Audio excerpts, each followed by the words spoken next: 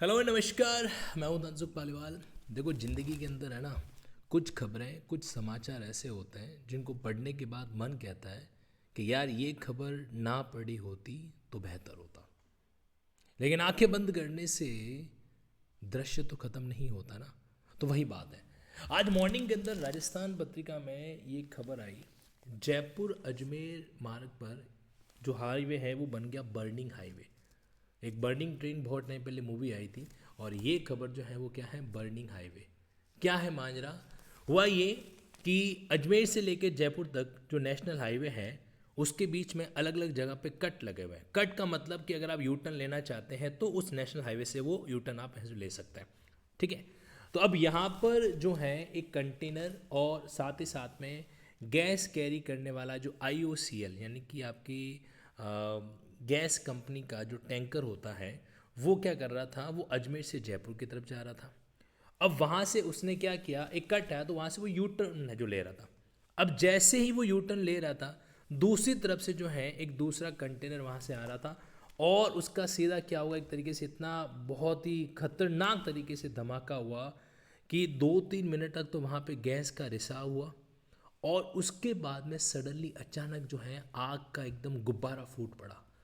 और ये आग का गुब्बारा इतना खतरनाक था कि आपके शायद रोंगटे खड़े हो जाएंगे कि इंसान जो है ना, इंसान का शरीर जो है वो जलते हुए दौड़ते हुए इधर उधर दौड़ रहा है।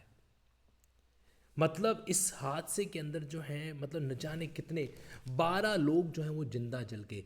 कारें, बस वगैरह। अब बस अचानक जलनी शुरू हो गई तो आप अंदाज़ा लगा सकते हैं बस के अंदर बैठे लोग, उनके साथ क्या अफरा तफरी, वो अचानक क्या करेंगे।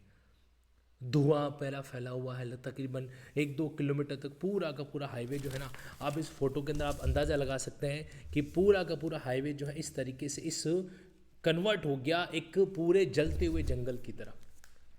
41 जो है गाड़ियाँ जल गई वहाँ पे। तो ये गैस टैंकर और कंटेनर का ये जो टकराव था, अब भले कितना ही मुआवजा दे दो, कुछ भी कर दो, केंद्र सरकार मुआवजा दे रही है, राज्य सरकार दे रही है, और जो एक कंपनी है BPCL वो भी दे रही है, लेकिन इसका एक दूसरा पहलू और बताऊँ।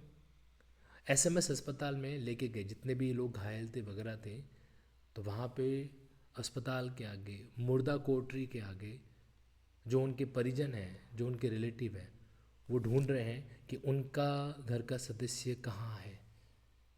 किसी का पूरा शरीर जला हुआ है, पैर में बिच्छियाँ होती हैं, उससे पहचान की कि अच्छा ये हमारे परिवार का सदस्य है। ऐसा दुर्भर दृश्य जो है ना, ईश्वर जीवन में किसी को ना दिखाए। अब सोचने वाली बात है कि गलती कहाँ पर हुई। नेशनल हाईवे था ना ये, तो राष्ट्रीय राजमार्ग था, तो राष्ट्रीय राजमार्ग पर ऐसी चीज़ कैसे संभव है। जीवन का इस तरह की खबरों से पता चलता है जीवन का कोई भरोसा नहीं होता है। कभी भी किसी का दिल नहीं दुखाओ, मन मत दुखाओ।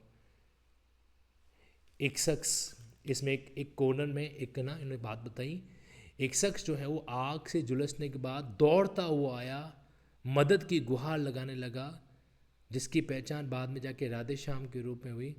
बाद में उसकी मौत हो गई। पूरा तन जल रहा है, चमड़ी जो है वो जल चुकी है। ऐसे हालात में भी वो उस आग के अंदर से भागता हुआ बाहर आया, लेकिन तब तक बहुत लेट हो चुका था। इस तरह की घटनाएं gross negligent conduct on part of national highway के तहत आती है। आपको क्या लगता है, कौन है इन चीज़ का जिम्मेदार? कमेंट बॉक्स में ज़रूर बताइएगा।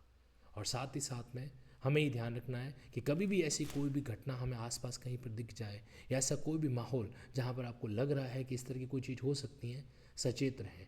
गैस के कंटेनर कभी भी जा रहे हैं तो उनसे ना एक नियमित दूरी बना के रखो, क्योंकि वो एक चलती फिरती मौत के बराबर